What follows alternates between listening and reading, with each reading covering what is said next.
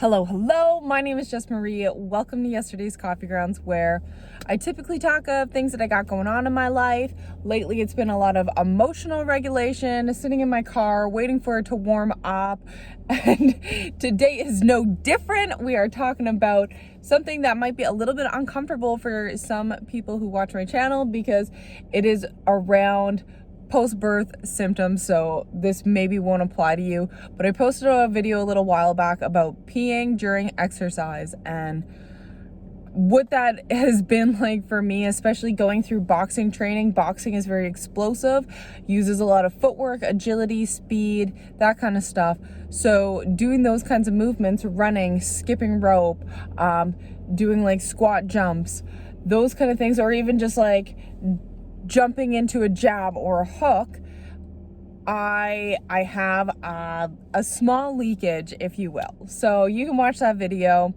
Today, I finally met with a pelvic floor specialist. She was lovely. She was absolutely phenomenal. And her and I connected so well to the point where it's like, girl, we need to go for a cup of coffee and just hang out and talk about whatever, because it was really nice. Just, she is 38, I'm 26. She has two kids, one's 3 and one's 6, and I am just so fascinated with women who have birth in their 30s and just what it's like and what goes on with the body in that extra 10 years, because I know a lot of women who give birth in their 20s, and whenever I find women who give birth later on in life or later on in their fertility fertility phase, I'm like, I want to know everything about your diet. I want to know what you do for exercise, what your stress level's like. Why did you wait so long? Is it just like, I love knowing about that, because I feel like I'm gonna go down the path where I'm not gonna have kids again until I'm 30. You can also watch more of my channel videos for stuff like that. But basically what we went over today is we talked about all kinds of stuff of my physical activity level and how to strengthen the pelvic floor, where a lot of people go wrong with strengthening the pelvic floor, because people say Kegels, do Kegels, tighten the muscle. But she said the problem with that is people don't know necessarily how they're doing. So people can have, there's, I guess, the front and the back. You can tell what side the back is. No, hopefully you know what side the front is.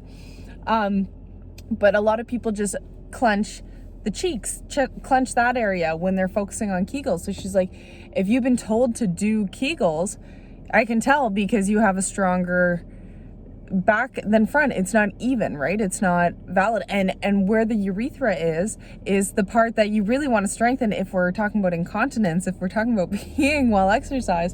So it's just like a really interesting thing to be a part of. And this lady, she has an official title for it. And I don't want to say what I want to say because I'm like, ooh, that sounds really bad. But she is a sex therapist or a connection therapist. I don't even know how to describe what she said to me, what she said her title was, because she just kind of slipped it in there, asking, because a lot of women who come and see her, it's because they are having pain during intercourse, which if you are experiencing pain during intercourse, definitely check it out. There are medical services available. You can get refunded your money, maybe not all of it. Me, because I make only a certain amount a year, I can get this written off at my during taxes. I can claim some of that back. And also we have this thing called MSP here. So MSP takes $25 off of it. So it is, yes, expensive. Right now I paid $180 out of pocket, and homegirl is going to help me out get MSP. She'll refund me, and then I'll pay whatever it is. It's still like $150 nonetheless, but it is something when we're talking about if you're not enjoying your sex life, it is something to definitely talk about. And it was just really fascinating that she had that two-sided knowledge to be able to communicate that with me. And she recommended me read the 5 love languages, the book, or she's like, if you don't want to read the book, that's fine. It's a short book. Take the quiz, know what your love language is, and be able to communicate that and express that. And it was just such a beautiful, natural conversation and a mature conversation that are things that I do believe we should know in life. We should know how to ask people what their love language is, because sometimes it's not easy. Especially if we're talking about love languages, there is doing affirmations, saying affirming things to your loved one, hearing affirmation statements, gifts, acts of service, quality time, and there's touch, physical touch. So we all have we love all those just a little bit, right? But there's one that's usually a little bit, that's more dominant, and connecting to that. So sometimes, like, let's say they love touch, they're gonna more than likely love in a way that's extra touchy. But if somebody, that's not their affirmation, let's say their affirmation is, or sorry, that's not their love language, let's say their love language is affirmations, then it's like, okay, the person who loves touch could be in their mind saying, oh, I love your body, it's so good, you're making me sweat like a dog. But then that person, she or he may not understand like that love, because they're not hearing it. They're not hearing, oh, you're sexy, oh, I see the work that you put in, girl, today, boy, today, looking good, you know, like some of that, little bit of sugar, you know, a little bit of sugar. I drink my coffee without sugar, so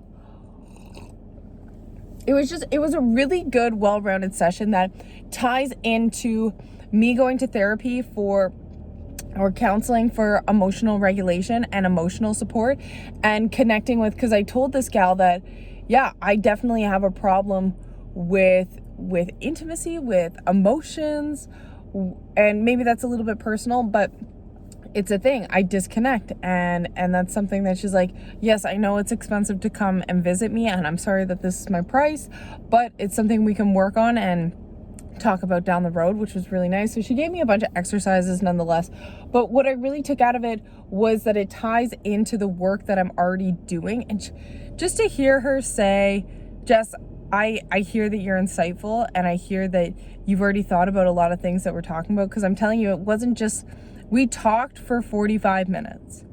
And she's like, girl, we got to do your examination, like, and see what's going on, and see what muscles are working and what aren't. It was conversation back and forth, and because we're both nerds in our own right, we love the body, we love talking about, right now, because I am very passionate about my emotional well-being and emotional sobriety, just talking about that with somebody who is a professional, and to hear her affirm me. And she said she likes affirmation, so maybe that's where I pulled that example from. But anyways, so she was affirming me, and that's her love language, and just knowing that that's her love language. And she's like, girl, I hear you, and I hear who you are as a mom, I hear who you are as a parent, I hear who you are, and thank you for sharing, thank you for being so open, and I see the work that you're putting in, and I can hear it in your statements, the work that you're putting in, because in my day-to-day life, I don't feel like I'm understood always in the work that I'm doing. I sometimes feel like people don't recognize the work that I'm putting in, because I stumble on my words. I've burnt a lot of bridges, and I've damaged relationships within my family, and it's not that bad. To tell you the truth, it's not really like as bad as sometimes I've made it out to be, but it's enough damage that there's tension. Like, I can still talk to my family, I can still visit my family and have coffee and dinner and blah blah blah, and we can talk about personal things, but it's not always the best, right? There's tension, there's things that need to be worked on, and that's also a two-sided street. That's something like, yes, I can put in the work, but also have my boundaries, and know that it's not just me. I also have to give and receive, right? So it was amazing just having and I don't know if other people's experience with pelvic floor therapy will be the same. I just got really blessed, and I thanked Creator. As soon as I got out of the car, I just cried, and I was like, thank you for knowing that this person was needed in my life. Thank you for not only giving me somebody who's a specialist in something that I need to work through physically, but also somebody who is affirming me and the work that I'm doing.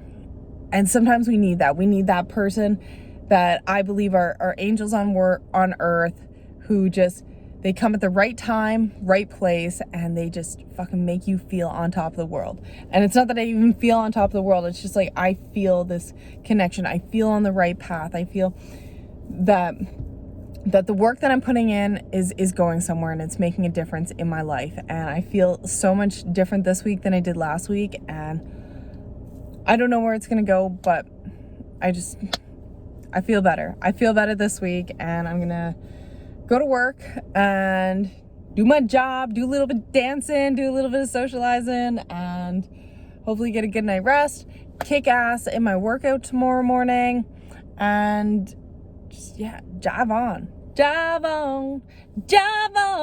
Okay, I hope y'all have a wonderful day, night. For me, oh, look at that. That looks sick there. I love that. Okay, yeah. Bye.